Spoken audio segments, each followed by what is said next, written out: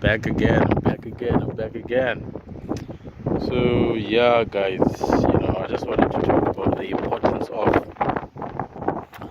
having a plan.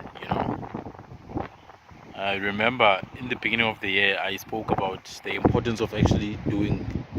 It's important to do. It's very, very important to actually have a practical way of doing things instead of over planning because people tend to have too many plans.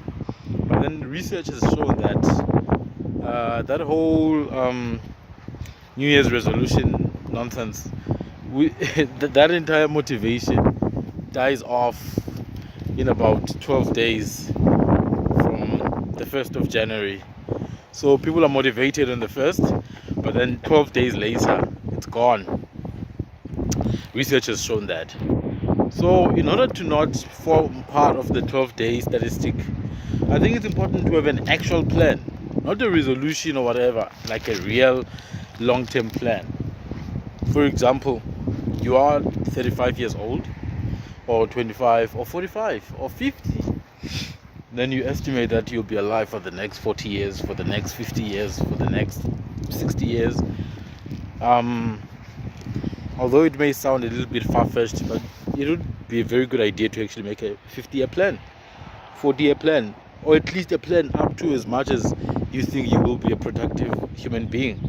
So if you think you'll be productive until the age of 70, then make a plan for your life until the age of 70. It doesn't have to be like a detailed everyday plan. Okay, I will wake up when I'm 70 and I will do this. But I think it should be a plan towards the legacy building side. If you're building a business now, it should be a business that will be able to define itself even in your absence. For example, the empire of Alan Gray. I mentioned Alan Gray because I was funded by the foundation, the Alan Gray Opus Foundation, and we had access to this old man, Alan Gray. He was staying off in some island in the Caribbean, and we had access to him, and he was old, man. And he didn't have any, he was not even involved in his businesses, in the Alan Gray wealth management business or in the foundation itself. He didn't have any involvement, and I couldn't understand it at that time. But this guy is the fourth richest person in the country. Why is he not involved in his businesses? That's because he built a self-maintaining, self-sustaining machine, and he was able to, devise a succession plan, and the right people were in charge. The right people who are not even related to him were running the companies. That's what I'm talking about when I mention a 60-year plan, a 50-year plan. It's the same thing with Old Mutual, very old company. Same thing with Sanlam. Same thing with all these companies. The people who founded a lot of them died long ago, but then the companies still live on. And it's not just companies, cultures. People who came with the cultures died maybe 1,000 years ago or 500 years ago, but then they built something long-standing, something long-term. Great conquerors like Genghis Khan. We still talk about them to this day. Shaka, good classical example. Nations were formed out of this man, and the level of conviction they had. So that's what we're talking about. Be a mini Genghis Khan in your own life. Be a Shaka in your own life. Be that head, be that king in your life.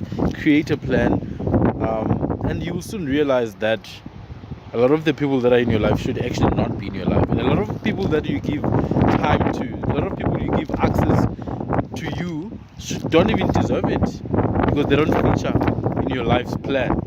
And I think it's extremely important because it will protect you from deviation. You will not be easily deviated from your path when you know exactly what that path is.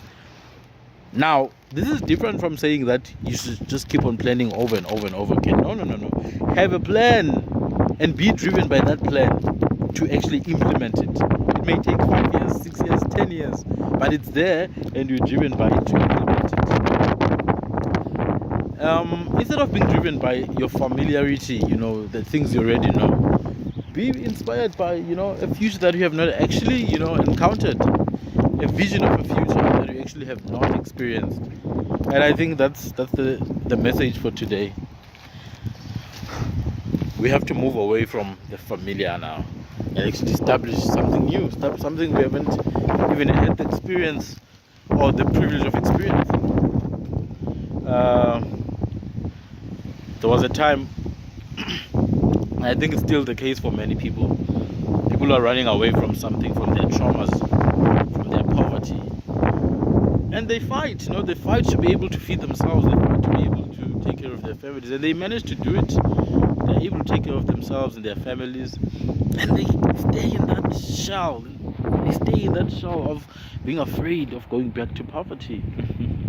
I understand it, but you need to be free from that as well. Be free from your past, be free from the familiar, be free from what you already know, what you've been through, be free from it, and actually be driven by a vision of the future that you envision yourself, not someone else's vision, your vision. That vision may require you to work for someone else for some time. It may require you to, work with people you don't necessarily like. If it needs to be done, it needs to be done. But then the idea is that it forms part of your life's plan. Have a life plan. We need to have a life plan. Otherwise, what are we doing here on earth? I think one of the main purposes on earth is to produce, to build, to develop. Just like nature itself, the stars are constantly developing and moving and changing.